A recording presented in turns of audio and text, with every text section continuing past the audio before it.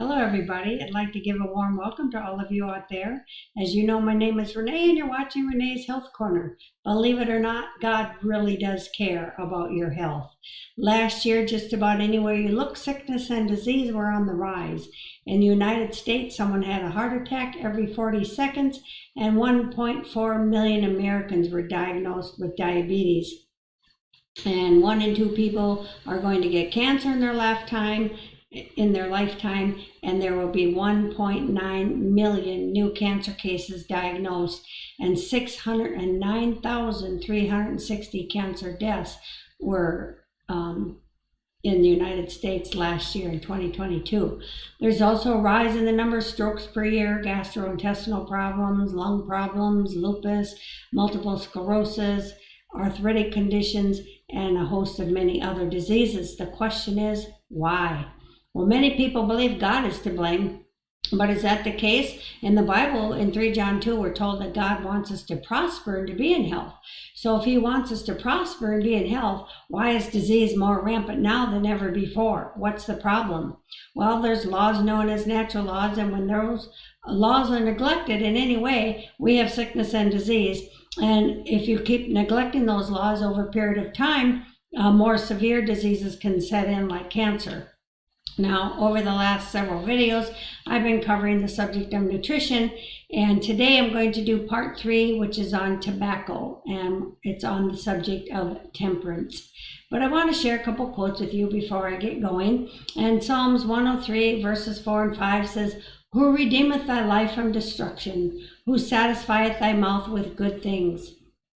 And then 1 Corinthians 9:25 says, "And every man that striveth for the mastery is temperate in all things." And temperance is one of the fruits of the Spirit in Galatians 5, verses 22 through 23. And then the Spirit of Prophecy in Temperance, page 138, says, "God's people are to learn the meaning of temperance in all things. And true temperance teaches us to dispense entirely with everything hurtful and to use judiciously that which is healthful." And that's page 138, paragraph 2.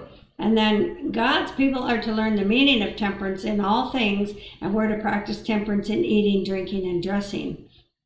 And that's page 138. So what is temperance? Well, true temperance teaches us to dispense entirely with everything hurtful and use judiciously that which is helpful, as I said before. And so we want to know now, who invented tobacco anyway? Well, in 1 SAT 258, paragraph 2 through 3, it says, "But here, see, the devil had invented it." Well, why was tobacco invented? Well, the devil invented it to consume money so that the poor should not be clothed, so that the needy and the distressed might suffer for the want of food and care and house, and so that the gospel should not be carried to all parts of our world.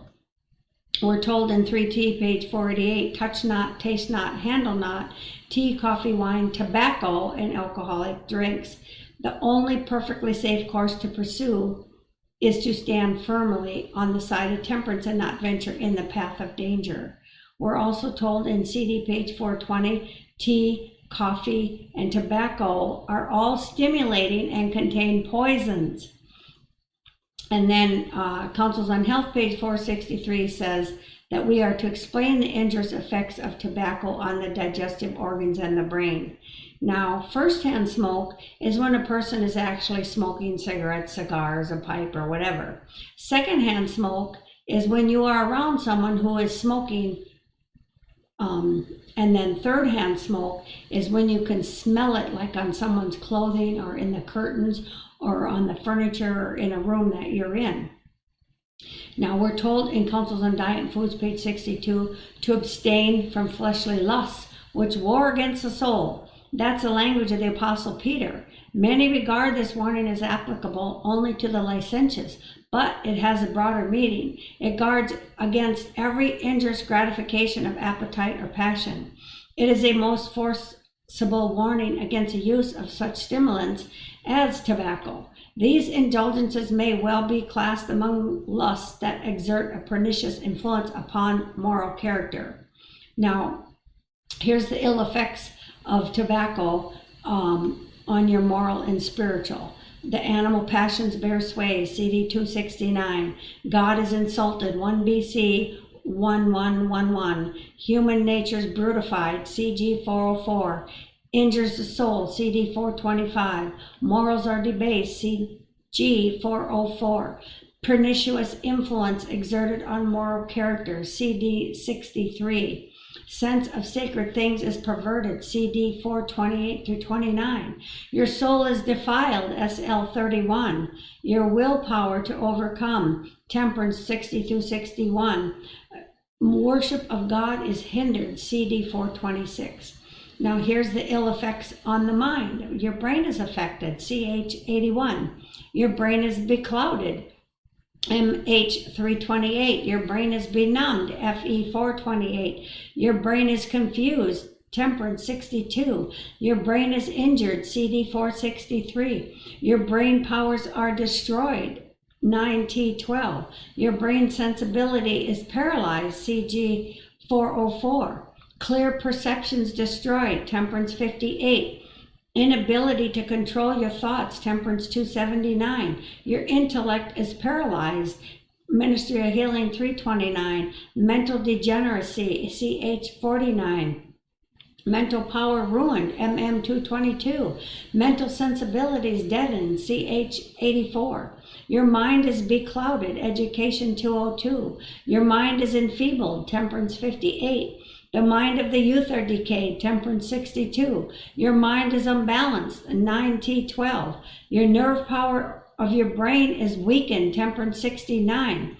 Reasoning powers are perverted, Temperance 36. Senses are perverted, Temperance 257. Remember, it's with the mind or our brain that we are to serve the law of God, Romans 7:25. Now, here's some ill effects on your body. Your blood is corrupted, 5T440. Your body's impaired, 1T548 through 49. The body of young boys is dwarfed, MH 329. Cancer, digestive organs injured, CH 463. Diseases of every kind produced, CD 421. Emphysema, hardening of the arteries, heart disease, high blood pressure, irritability, Temperance 60 through 61. Lips and chin stained, 4ASG 127. Lung problems, man's spark of vitality extinguished, CD 423. More difficult to eradicate from the system than those of intoxicating drink, MH 328. Nerve irritant, CD 421 through 422. Nerves are excited and paralyzed, MH 228. Nerves are trembling, Temperance 60 through 61. Nervous system is weakened, Temperance 172. The appetite for intoxicating liquor is fostered, Temperance 58 and 3T 428 and 488 through 489. The appetite for stronger stimulants is fostered, Temperance 228 through 229. Your vital force is lessened, Temperance 64, and much more. Now, people are going to be held accountable for spending money on tobacco. In MH 330, it says, no human being needs tobacco, but multitudes are perishing for want of the means that by its use is worse than wasted. Have you not been misappropriating the Lord's goods? Have you not been guilty of robbery towards God and your fellow men? And then that's Ministry of Healing, page 330. And then MM 222 says, disease of every stripe and type have been brought upon human beings by the use of tea and coffee and narcotics, opium and tobacco.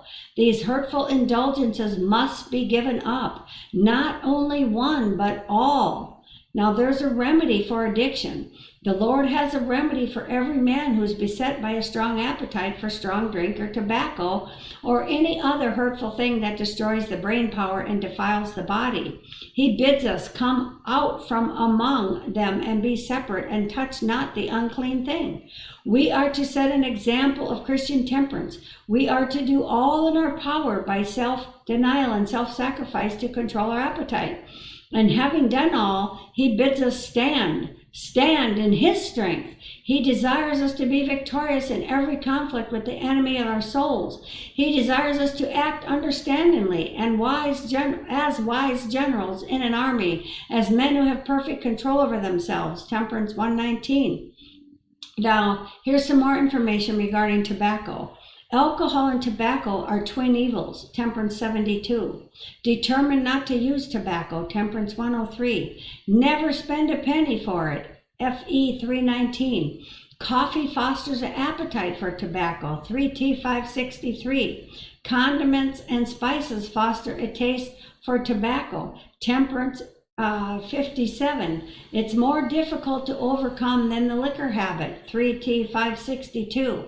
Poisons the atmosphere. CH 83. Considered self-murder. Temperance 65. And the whole man is defiled. Temperance 62. Then we're told the Redeemer of the world came from heaven to help man in his weakness, that in the power which Jesus came to bring him, he might become strong to overcome appetite and passion and might be victor on every point. And that includes tobacco. 3T 488. The including tobacco was added by me. Now, when we're getting ready to quit, here's what we can do. Number one, we need to pray. Pray every time a craving comes on. And then claim the promises found in Psalms 50:15 and 1 Corinthians 10:13. Number two, get rid of all your ashtrays, lighters, cigarette boxes, etc. And number three, stay away from other smokers because the smell is going to get to you. Number four, stay away from tobacco smoke-filled places. Nowadays, most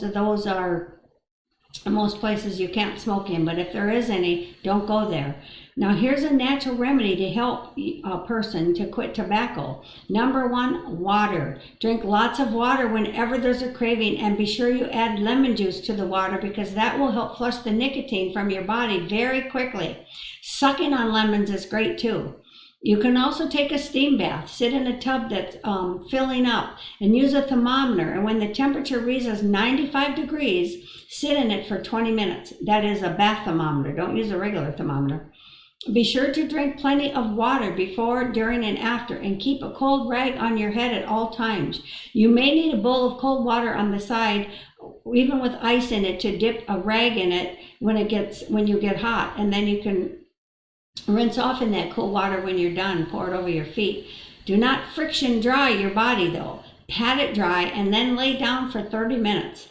Okay, now diabetics and those with heart disease or blocked or hardened arteries should not do the steam bath or a cold sheet wrap. And this is good for those who can't do the steam bath. What you do is dip a queen size sheet in a bucket of cool water and wring it out well. Then wrap the body completely in this sheet while they're nude. And then you can have the person stand in the bathtub when you do it or wherever it works. But then you wrap a blanket around that and have them lay down for 30 minutes, and that draws toxins out of the body. Also drink red clover tops for tea. You can drink 1 8-ounce cup 3 times a day and take 2 teaspoons of the herb and put it in a coffee mug. What you do then is cover it with boiling water and steep it for 20 minutes. Red clover cleanses the blood and removes the nicotine, making quitting easier. You also can use a lobelia tincture. Take 1 dropper full 2 times a day. Now, here's a stop smoking remedy when you get the urge. You take 3/4 a cup of fresh lemon juice, 1/4 cup of honey, 1/3 teaspoon of peppermint essential oil. Be sure to get the kind you can use internally, and you can get that from Revive, which if you have any questions about it, contact me because I can tell you how to get a good discount and good oils for a good price. And then also what you do is you take all those ingredients and you mix them all together. And when the urge comes on, you take 1 teaspoon. Another stop smoking remedy is to get a 1/2 cup of honey, 1/3 teaspoon of cayenne pepper, take the juice of 1/2 lemon, again, 1/3 teaspoon of essential oil, peppermint, Or if the person has been used to smoking menthol cigarettes, have them use spearmint oil. Then take a half a teaspoon of liquid smoke, and you can buy healthy liquid smoke on Amazon. If you need help with that, again, ask me. A teaspoon of blackberry concentrate. You can buy that from Trader Joe's or probably Amazon. Google it and look for it in your area. And 2 tablespoons of apple juice. You mix that all together and you take a half a teaspoon as needed. Now, regarding essential oils and that stuff, you can contact me. My email is Renee, my name, .busher@gmail.com. Now, also number 4, we should eat, the person trying to quit needs to eat foods high in niacin, and that's your asparagus, your avocado, your barley, your bell peppers, your bran, your brown rice, carrots, corn, green peas, greens, and nuts, peanuts, potatoes, seeds like sunflower seeds, chia seeds, flax seeds, pumpkin seeds, etc. Sun-dried tomatoes, sunflower seeds, well, that's part of seeds, tomatoes, and wheat germ. Number 5, read You Can Quit Tobacco in the Natural Remedies Encyclopedia. The 7th edition, it's on pages 880, 821, and 231. And on the 5th edition, it's pages 208, 607, and 773. I don't have the pages handy for the 6th edition, but if you have that, you can find it.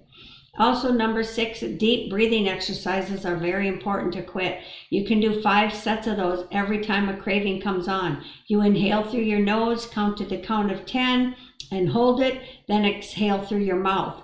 The cravings usually only last about 60 seconds. Number 7, walk. Get 3 to 4 miles in every day. You can do 4 20-minute sets or 2 half-hour sets or the whole thing at once. You can do a set after each meal. And if you have a dog, you can do it while you're walking your dog, or you can do it before bedtime. Just do it. Okay, number 8, take charcoal. If your stomach gets upset from withdrawals, 2 to 3 tablespoons of charcoal in 20 ounces of water. Take every 4 to 6 hours as needed. Make sure though, if you are taking medicine, that you do this 2 hours before or after the medicine, because the charcoal will interfere with that. Then number 9, follow all the laws of health.